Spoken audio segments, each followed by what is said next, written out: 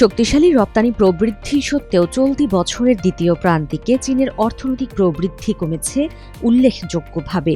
দুর্বল অভ্যন্তরীণ চাহিদা এবং ইরান যুদ্ধের কারণে জ্বালানি ব্যয় বেড়ে যাওয়াকে এই ধীর গতির প্রধান কারণ হিসেবে দেখা হচ্ছে। সরকারি তথ্য অনুযায়ী এপ্রিল থেকে জুন পর্যন্ত সময়ে বিশ্বের দ্বিতীয় বৃহত্তম অর্থনীতির দেশটির জিডিপি প্রবৃদ্ধি হয়েছে 4.3%। আগের প্রান্তিকে এ হার ছিল 5%। ফলে প্রবৃদ্ধি নেমে এসেছে বেইজিংয়ের নির্ধারিত লক্ষ্যমাত্রার নিচে। এর আগের দিন প্রকাশিত সরকারি তথ্য বলছে, জুনে চীনের রপ্তানি আগের বছরের একই সময়ের তুলনায় 27% বেড়েছে। তবু রপ্তানির এই শক্তিশালী ধারা অভ্যন্তরীণ অর্থনীতির দুর্বলতা কাটিয়ে উঠতে পারেনি। গত মার্চে চীন প্রবৃদ্ধির লক্ষ্য 4.5 থেকে 5% মধ্যে নির্ধারণ করে, যা 1991 সালের পর সবচেয়ে কম বার্ষিক প্রবৃদ্ধি লক্ষ্য।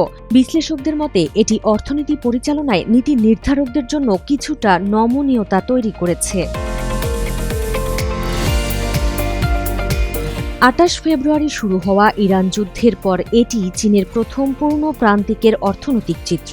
একই সঙ্গে 2022 সালের শেষের পর এটি সবচেয়ে দুর্বল ত্রৈমাসিক প্রবৃদ্ধি, যখন দেশটি কঠোর কোভিড-19 বিধিনিষেধ থেকে বেরিয়ে আসছিল। চীনের জাতীয় পরিসংখ্যান ব্যুরো বলছে, বৈশ্বিক অস্থিরতা ও অনিশ্চয়তা বেড়েছে। পাশাপাশি দেশের অর্থনীতিতে উৎপাদন শক্তিশালী থাকলেও চাহিদা তুলনামূলক দুর্বল।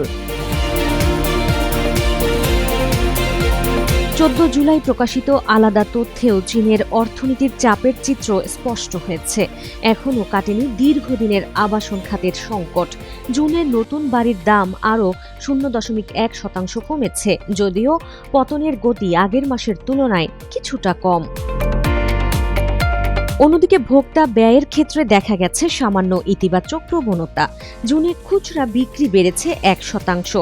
মে মাসে যেখানে 0.6% কমেছিল, সেখান থেকে এটি কিছুটা উন্নতি।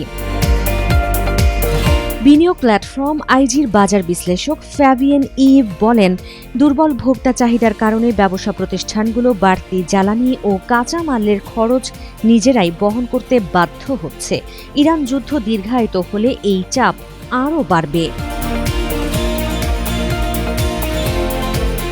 সব খাতেই দুর্বলতা রয়েছে এমনটা নয়। দেশটির শুল্ক বিভাগের জুন মাসের তথ্য অনুযায়ী কৃত্রিম বুদ্ধিমত্তা ভিত্তিক ডেটা সেন্টারের জন্য সেমিকন্ডাক্টর বৈশ্বিক চাহিদা বেড়ে যাওয়ায় চীনের রপ্তানিকে নিয়ে গেছে নতুন উচ্চতায়। জুনে প্রথমবারের মতো দেশটির মাসিক গাড়ি রপ্তানি 10 লাখ ইউনিট ছাড়িয়েছে।